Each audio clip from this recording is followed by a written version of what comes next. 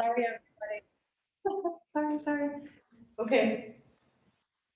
Sorry, everyone. Just started the recording just a little bit late there. So today we'll be discussing loving kindness for those joining on the recording.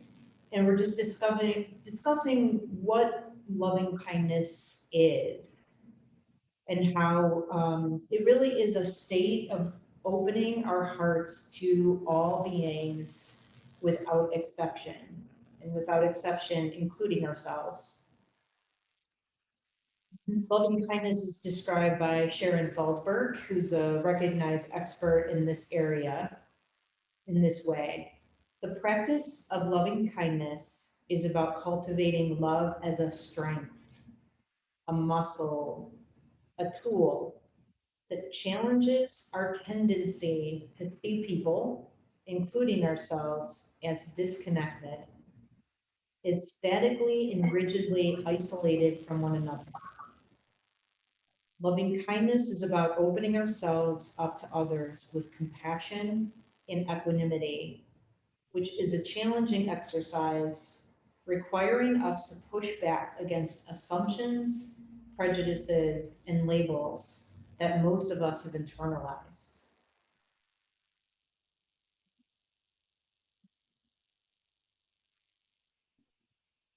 And so it tells you what loving kindness is. And so we'll talk a little bit about how do we practice, or why do we practice to start. And it is such a vast word, the encompassing of the love of others without exception is really, for me, difficult to grasp, of the depth of what that means and what that would be like.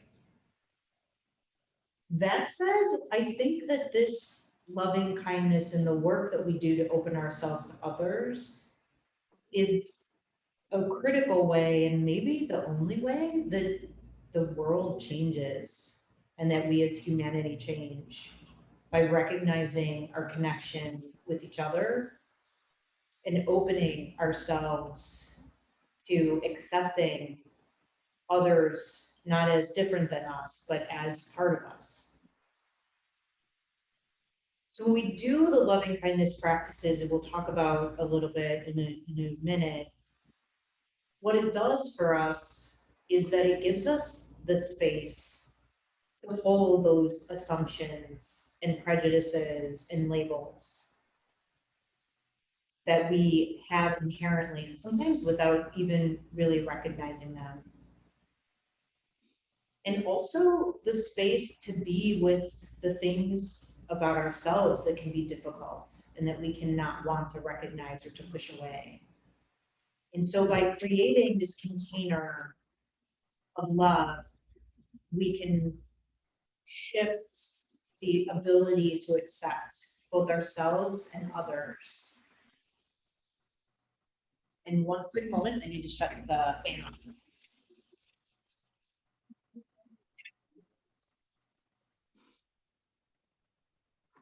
Okay, sorry again, everybody. It just got a little bit loud. The fan went on. So by that opening up and really being able to see those parts of ourselves that A, may be hidden, or B, may be difficult, that increases our own capacity for empathy and our own capacity to connect with others. Because we understand that we share this sense of being flawed, and that we all have difficult things that are part of our lives in our past or currently, and that we share that suffering and those difficulties together, no matter who we are or where we are, that those are part of our experience and part of everyone's experience. So by expanding our capacity for empathy and to be able to see others as worthy and the same as us, it also increases our ability to see goodness. but goodness being in ourselves by accepting the things that are difficult as part of who we are, to be able to move on from those, but also to see goodness in others, to really shift how the lens that we view things through, to include and to put at the forefront this concept of loving kindness, and where helping to see how others are suffering and how we are suffering. And the practice of loving kindness also allows us to be more intentional about how we then show up in the world, that we can be more understanding of others, and that by being more intentional about the kind of reactions we have in the spaces that we live, that rubs off on others and can share this sense, continue to create and spread the seeds, if you will, of this sense of acceptance and of empathy towards each other, and trying to love rather than to create space between ourselves and others. And it's been phrased as like opening the gates to allow love to flow in and to flow out. And that is that concept of without exception. Another, I think, key in thinking about loving kindness is just really recognizing the bravery and the strength that comes with being willing to open yourself to love others, and to love others unconditionally, to understand that people are inherently good and are the culmination of the circumstances in their lives that may be different from ours. It encourages us not to put our blinders on and say, if suffering is happening to someone else, it doesn't impact me, or that someone else's situation doesn't rise to the level of me trying to connect with them because it's something that is so different than my own experience. But it takes that courage and bravery to be vulnerable, to be open to both what arises within ourselves and to be open to what arises in our interactions with others and the way that we have relationships and connections with others. There's a quote from Henry Wadsworth Longfellow, and it is, quote, "If we could read the secret history of our enemies, we would find in each man's life sorrow and suffering enough to disarm all hostility." And I think that sums up what we're trying to open ourselves to with these practices in loving kindness, is really recognizing that each of us have a story that brings us to where we are today, but that all of us begin from a place of really wanting to be loved and to share love. So what is the practice of loving kindness? What is different in the loving kindness practice from what we've done thus far in our course is that instead of the breath being our anchor for this practice, we are going to use a set of phrases to focus on and to focus our attention on the meaning of that phrase and on the intent of the phrases as we go. So you will still want to, we talked a little bit before about there being different degrees of awareness when we're sitting. And what I invite you to just try out is that the breath remains in the background.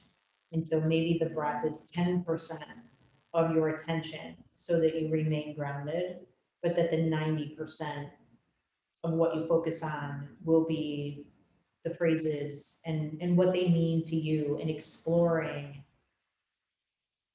those phrases as we go along to see how they resonate and to see how it feels to share them with others, because that will ultimately be what we do.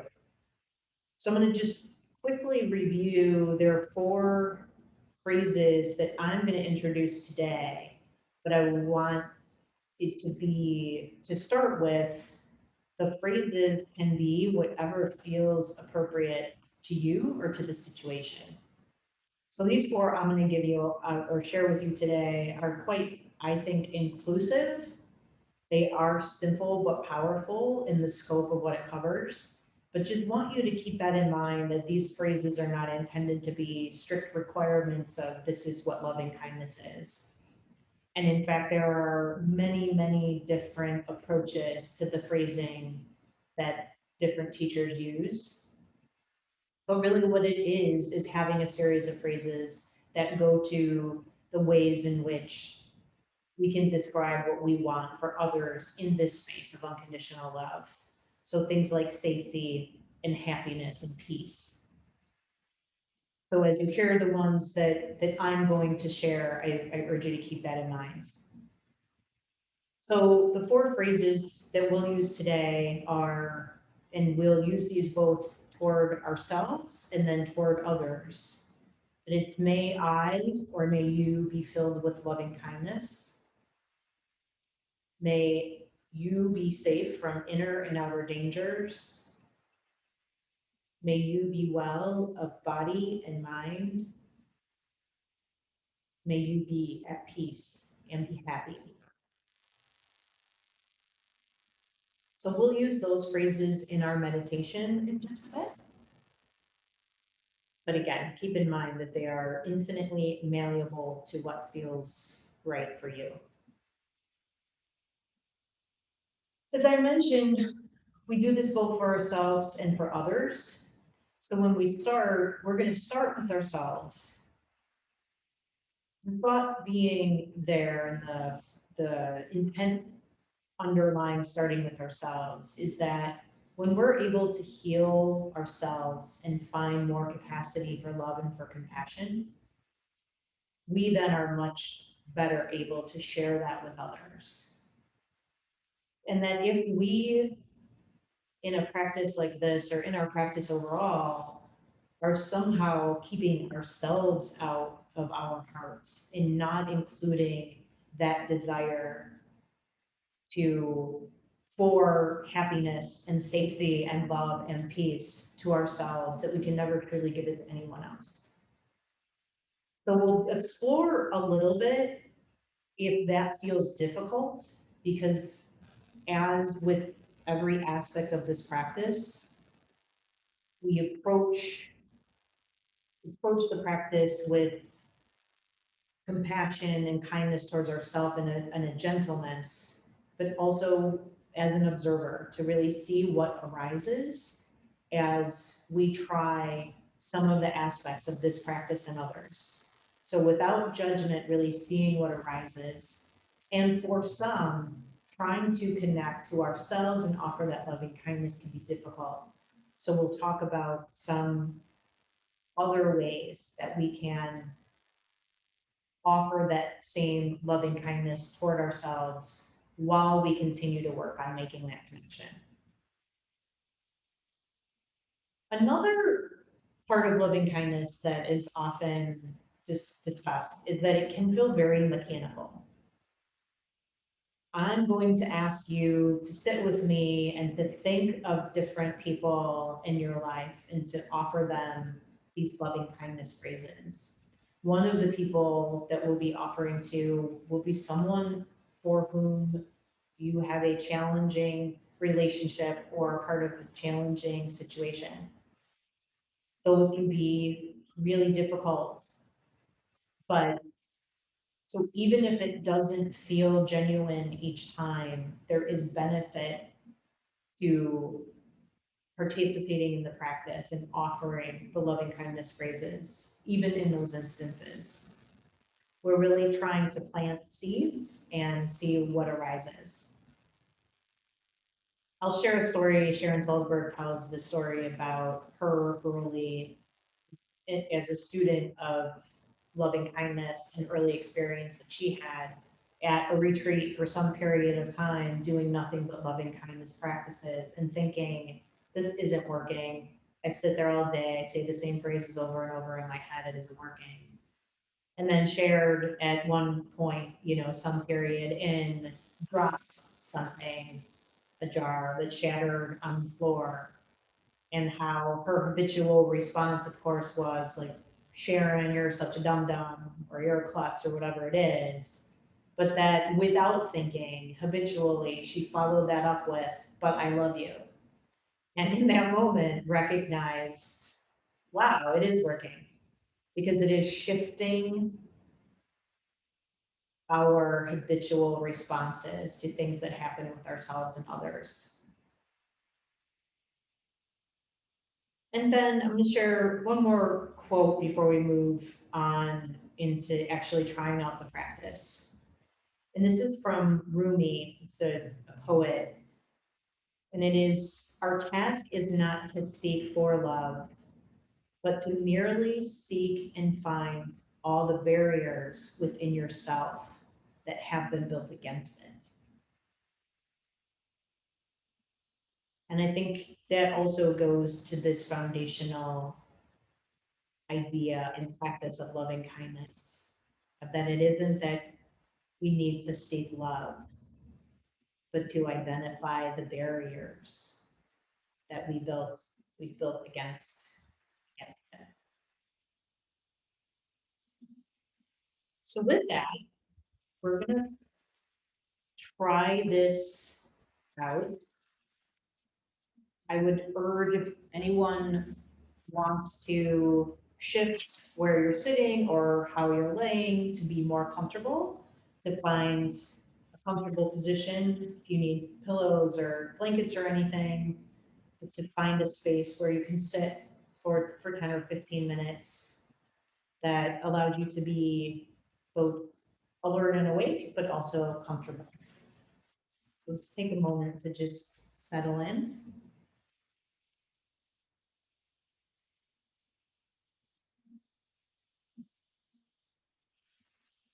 Feel where your body touches the ground, your floor, the chair. Feel all the points of contact, all the points that gravity draws into the earth.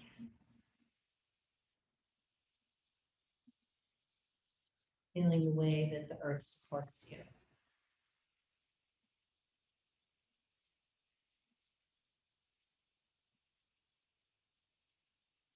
Close your eyes.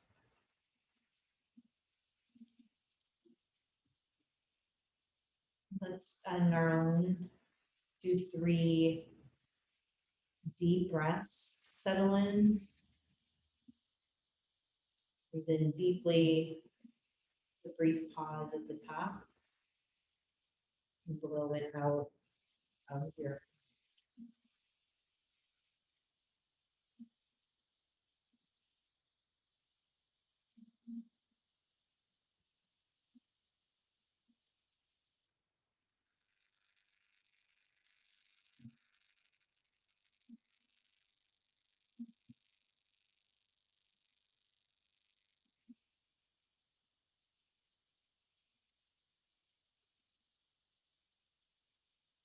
And just breathe normally.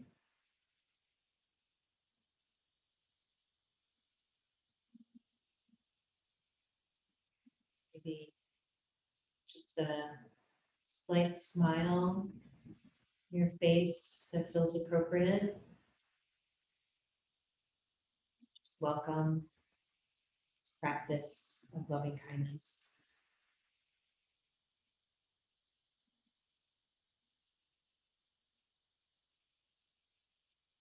As we begin the phrases of loving kindness, invite you to, as an observer, explore the words and images that arise as we offer the phrases, and as we think about those that we are intending to send those phrases to,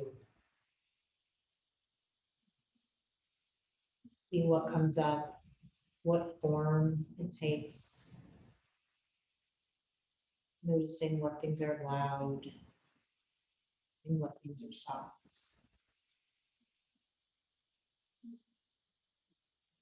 So with that, I'm gonna start by offering loving kindness to ourselves.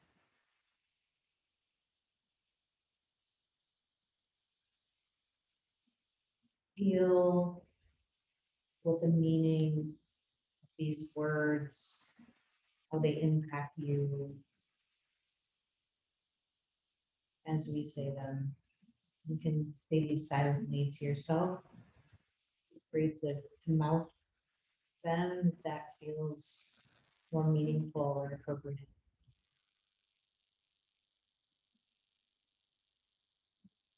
First is, may I be filled with loving kindness.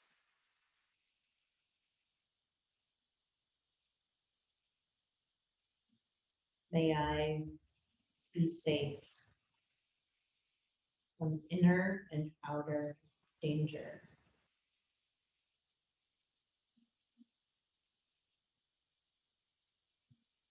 May I be well of body and mind.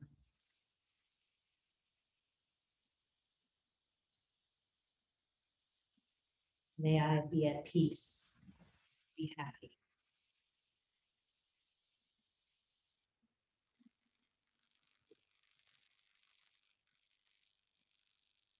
You find that it's difficult to connect yourself in those phrases. You can try imagining yourself as a child,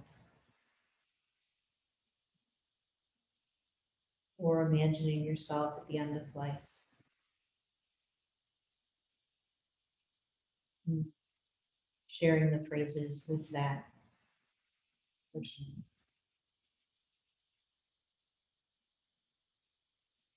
You may also explore viewing yourself through the eyes of someone that loves you.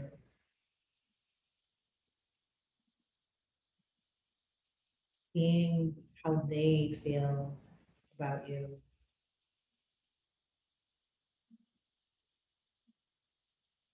So let's try the phrases again. May I be filled with loving kindness.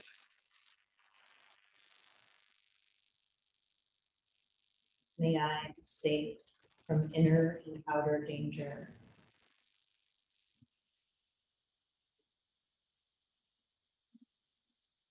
May I be well of body and mind.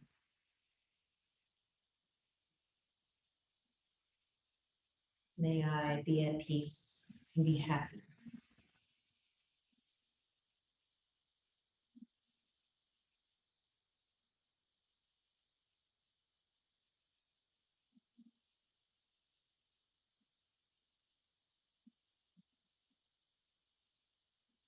Take a moment to recognize something that you genuinely appreciate about yourself. Not what someone else would say about it, but something that you genuinely appreciate.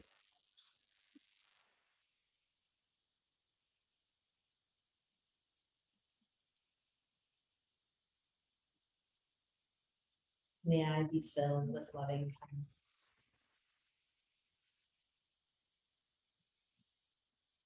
May I be safe from inner and outer dangers.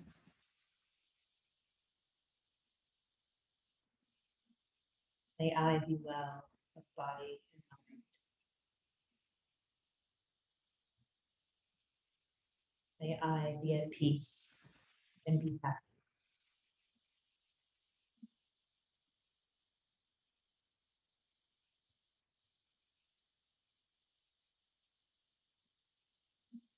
Now bring to mind a loved one, someone who is easy for you to love and care about.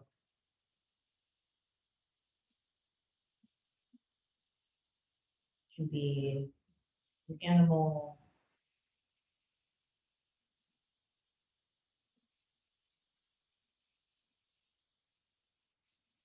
so as you have that person in mind, share the phrases with that person.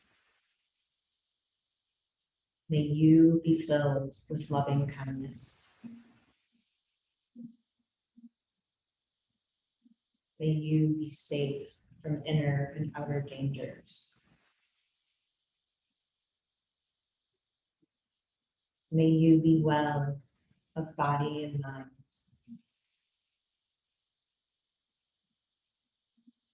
May you be at peace and be happy.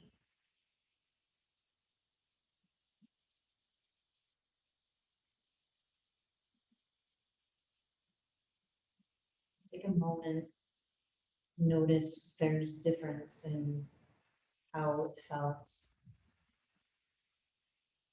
After sharing the phrases with yourself, it's different. Share them with someone else, a loved one.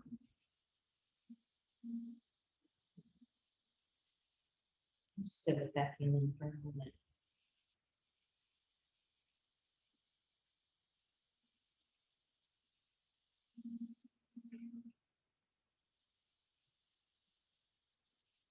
Now I invite you to bring to mind someone for whom you don't have feelings, positive or negative.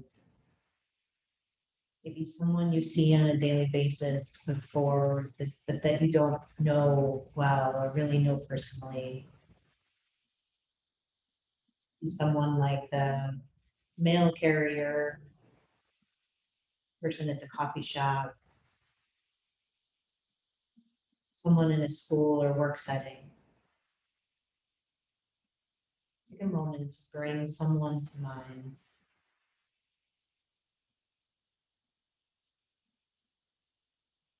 And now let's share the phrases of that person. May you be filled with loving kindness. May you be safe from inner and outer dangers. May you be well of body and mind.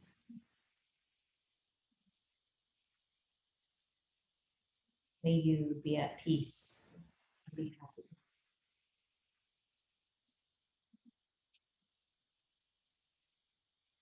And take a moment to repeat the phrases yourself.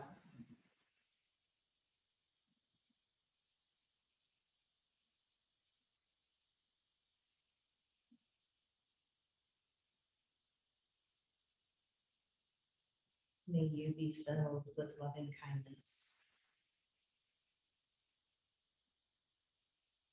May you be safe from inner and outer dangers. May you be well of body and mind.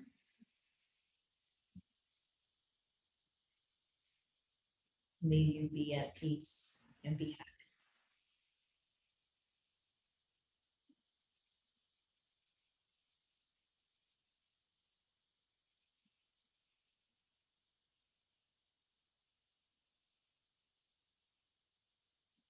Now bring to mind someone whom you have a challenging situation at hand or challenging relationship. Someone that may be harder to send love to.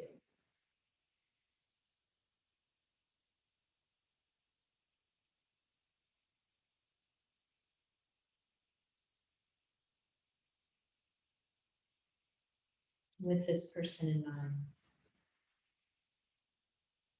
repeat the phrases. May you be filled with loving kindness. May you be safe from inner and outer dangers. May you be well with body and mind. May you be at peace and be happy.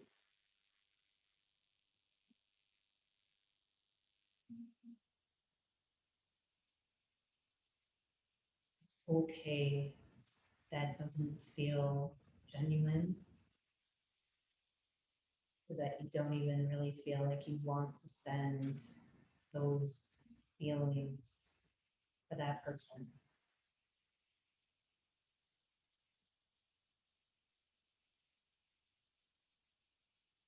Just saying the phrases one more time. May you be filled with loving kindness. May you be safe from inner and outer dangers. May you be well with body and mind. May you be at peace and be happy.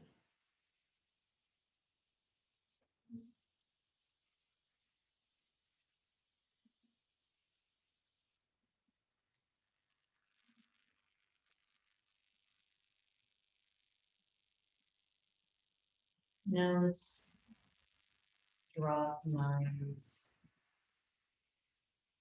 Those who suffer,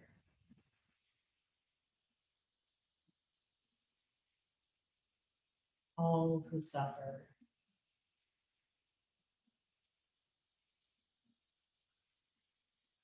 See what you feel in your body as you bring to mind people suffering in the world, war, poverty,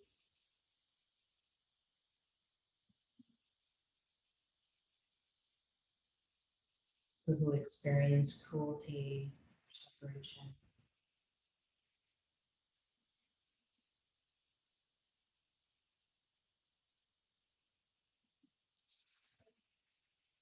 Say the phrases for those who suffer. May you be filled with loving kindness. May you be safe from inner and outer dangers. May you be well of body and mind. May you be at peace and be happy.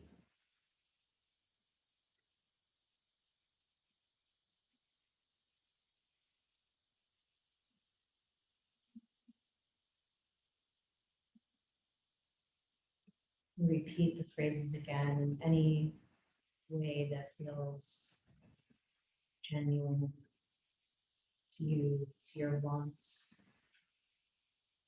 for those who are experiencing suffering.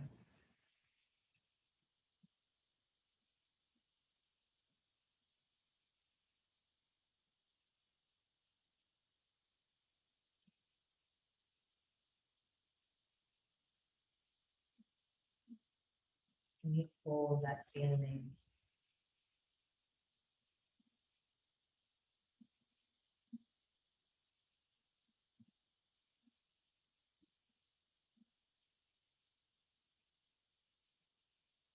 May you be filled with loving kindness. May you be safe from inner and outer dangers. May you be well, body and mind. May you be at peace and be happy.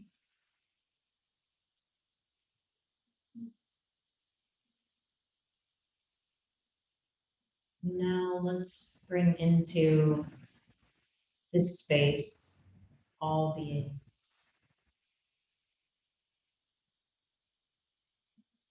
All beings include humans and animals, but also insects and birds and creatures in the ocean.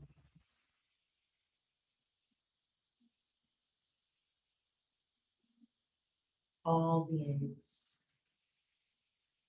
to share loving kindness.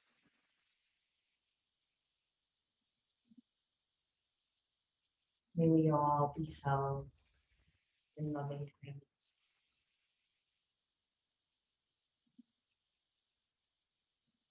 May we all be safe from inner and outer dangers.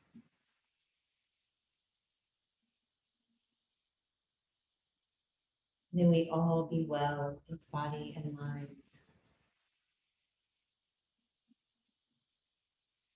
May we all be at peace and be happy.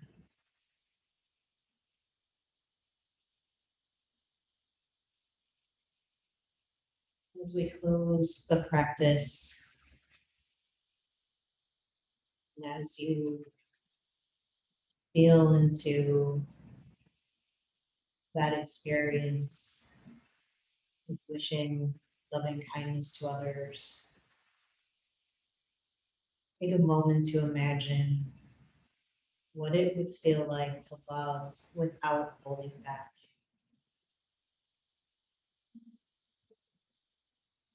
Love without holding back. Our task is not to seek for love, but to merely seek and find all the barriers within yourself that you have built against it.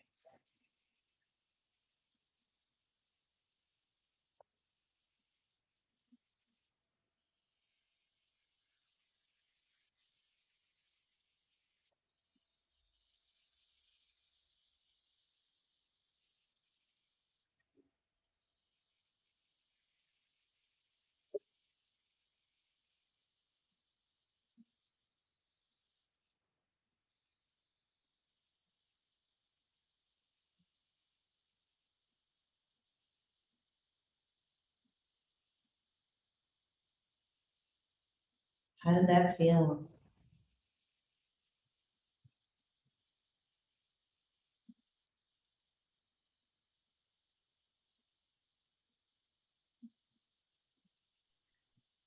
Lovely, absolutely lovely.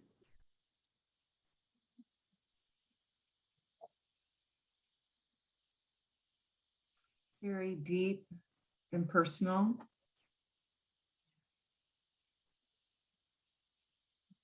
Thank you.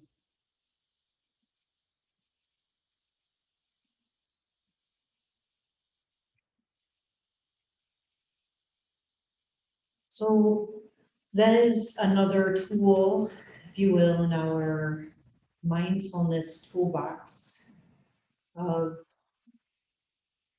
being willing to put forward love however we can.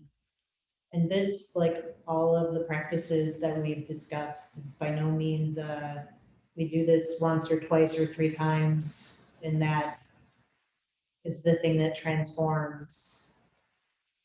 But it is, in addition to the practice, a way of looking at how we can be together, how we can think about our interconnectedness with all of the beings.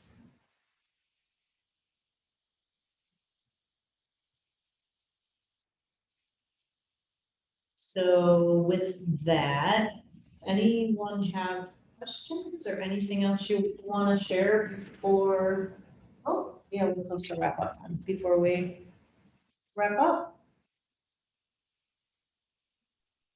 I have a question because it almost felt like it was, I guess I wanted to know what a mantra was. Like, is like the ways that we were repeating it ended up feeling like it took the place of the breath and it was so lovely. But what is the difference between that and then having like a mantra that you do? Or maybe you talked about that last class, sorry. No, we didn't. And I think I am no, I am sharing what I understand the mantra to be. But I know folks will use a mantra, it can be very similar, right? Where you're trying to bring forward some thought, some desire for yourself that you will sit with and repeat, sometimes contemplate in more depth. But I think this is a mantra in large part, that it is this repeating a series of phrases with an intent that goes with them. So it may just be one form of that in my mind, from what I, again, understand mantra to be.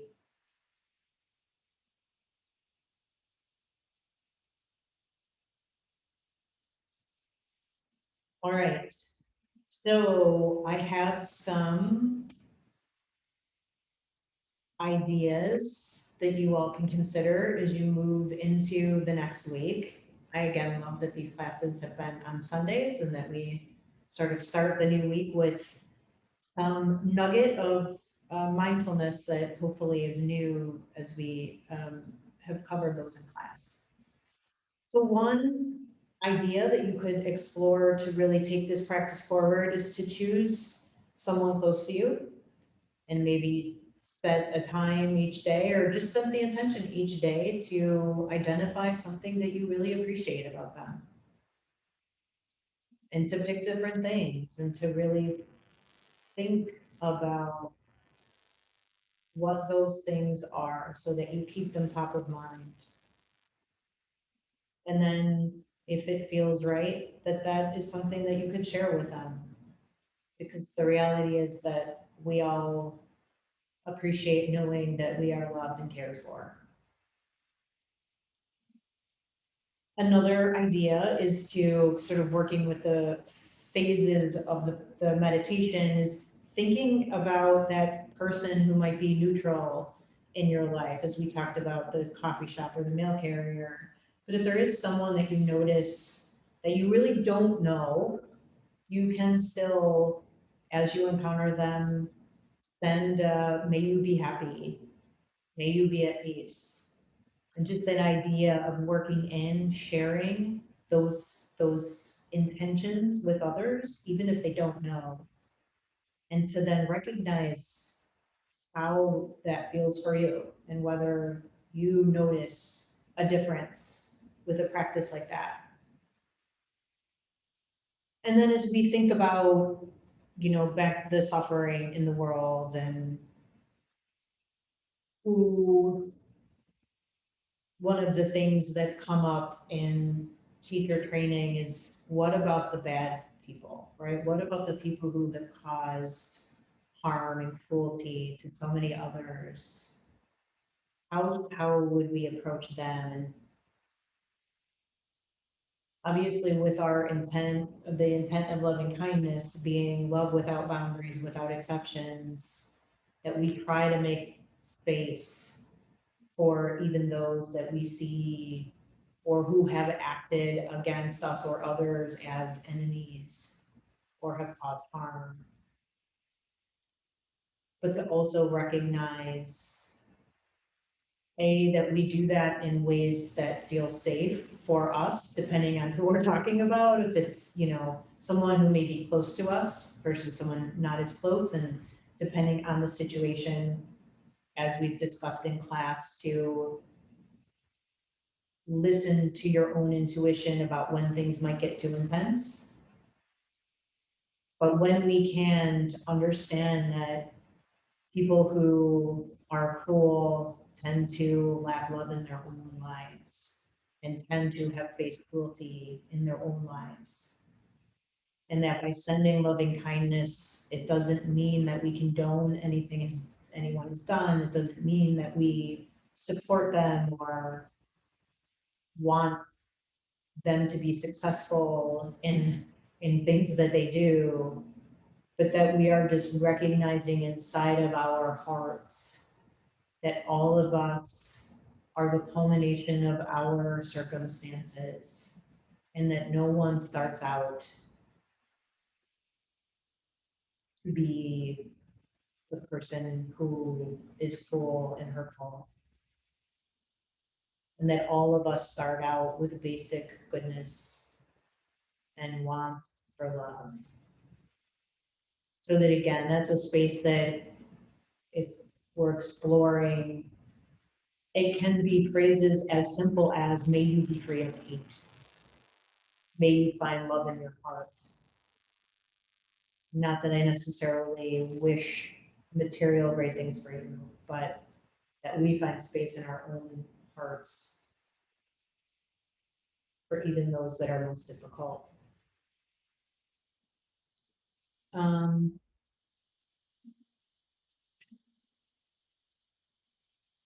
think that's it. And then just to see what happens, to play with this a little bit, where you find opportunities in life and see what happens. It'd be interesting. So with that, that is, anyone have questions or thoughts on loving kindness before we move on to just more general, what's next? When you go home and love on a grumpy teenager. There you go. Good. Oh, I have one that's prime. Yeah, beautiful. Beautiful. Heather said she's gonna go home and love on a grumpy teenager. No, many of us can relate. Go ahead, Ann. Yeah, I just wanted to say that I really appreciate the depth that in which you explained the practice. It's just it just really grounded me in the intent and how it may, especially the story about Sharon Salzberg, how it may, these things we don't change overnight. I mean, we may, but it may take time. It may just sneak up. And so it's worth perseverance. Thank you. Anybody else? I just really appreciated the reminder of, and the opportunity to think about this, within myself, within the close circle, and then to think about loving kindness more broadly, while the world is crazy. Yes. Thanks, Jill. All right. Thank you, everyone who has been part of this journey with me. This is the last of the 4-session introduction to mindfulness class.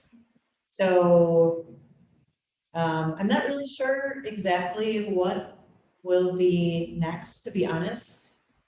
I have all of your email addresses, so I still need to have some discussion with Misty that owns the studio here, and there's some other, I think, opportunities as well to just share this with other folks. So I hope we will stay in touch. I will let you know what comes next. I will be sending all of you surveys for my class, because you have to tell my mentor what kind of teacher I am. And I will ask that you please be brutally honest. I really do want to do this well. And so I don't think it comes in a Google form. I don't know. I don't know that it will necessarily allow you to be anonymous, though I wish it would. That said, there's only a handful of you, so you can't be that anonymous. But I really do want the good and the bad. So please don't hold back on thoughts of what could be better, so I can continue to improve. And with that, just wanna, again, you're all amazing. Thank you for being here. And I don't know that Heather realized when she got here, she was taking a chance on a student teacher, but I know some of you did. And so thank you for just joining me, friends, supporting me through this, because it was really an awesome experience. So we'll see what's next. I look forward to more. Thank you. Thank you so much, Tanya. Thank you, friends. Thank you, Tony. you. This is wonderful. Bye, everybody. You Oh. have a bright future ahead of you as a meditation teacher. Thank you, Jill. I'll write that in my survey. Okay, Bye. bye-bye. See you later.